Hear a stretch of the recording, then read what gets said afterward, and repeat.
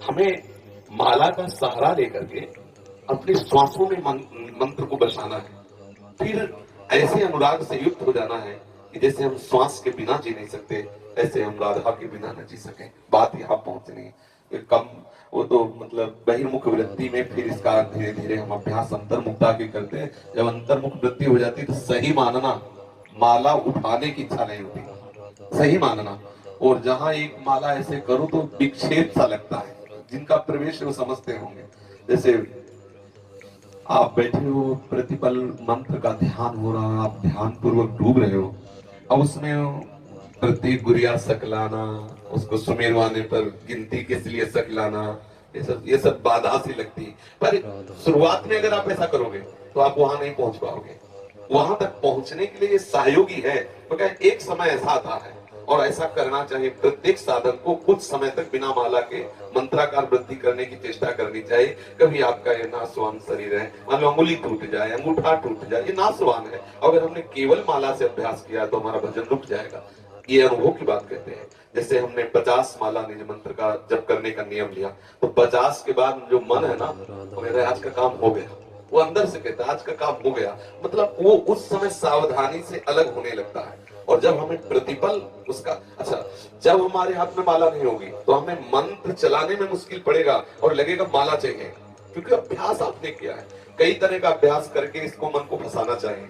जैसे मानो माला ही है तो हमें गिनती की जरूरत थोड़ी, माला चल तो रहा है, माला ही तो चल रहा है, बिल्कुल ना गुरिया है ना माला है। अरे इसको फंसाने तो है मन को, राधे श्याम राधे श्याम राधे श्याम। गणना में हमें किसी को बताना है क्या, राधे श्याम राधे श्याम। फिर धीरे धीरे इसको भी बंद कर दिया। आज्ञा चक्र में हम लिखते जाते हैं बार बार नाम, बार बार नाम लिखते हैं।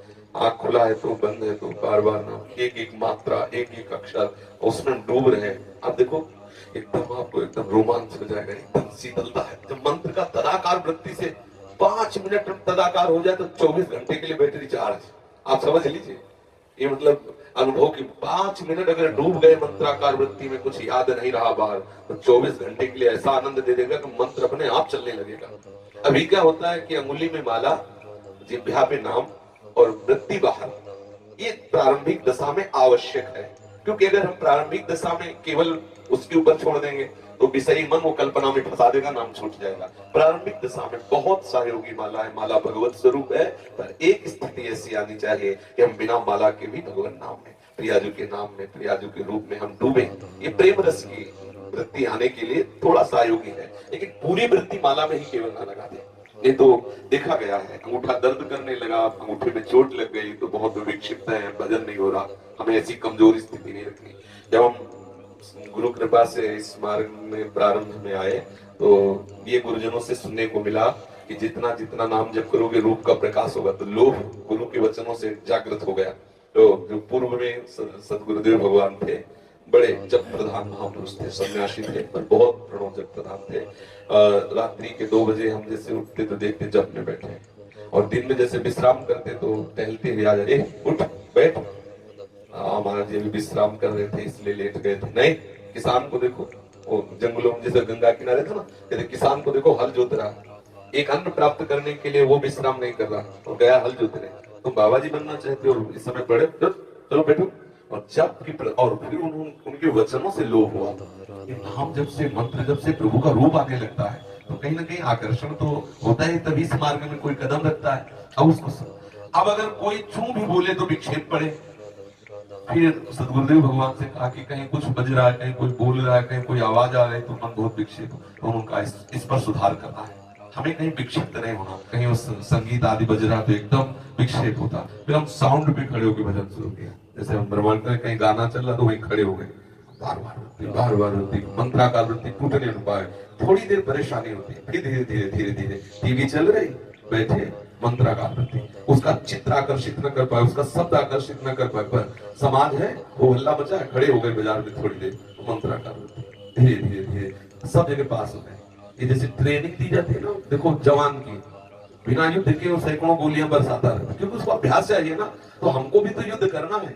न जाने कितनी प्रतिकूलता है कि कोई गाली बक रहा है, कोई समाज की भीड़ है, कोई मनोरंजन के गाने गा जा रहे हैं, कहीं कोई कुछ तो हम हर लुभावने और भयावने दोनों स्थिति में नाम को ऐसा दृढ़ कर ले, किसी भी स्थिति में नाम ना।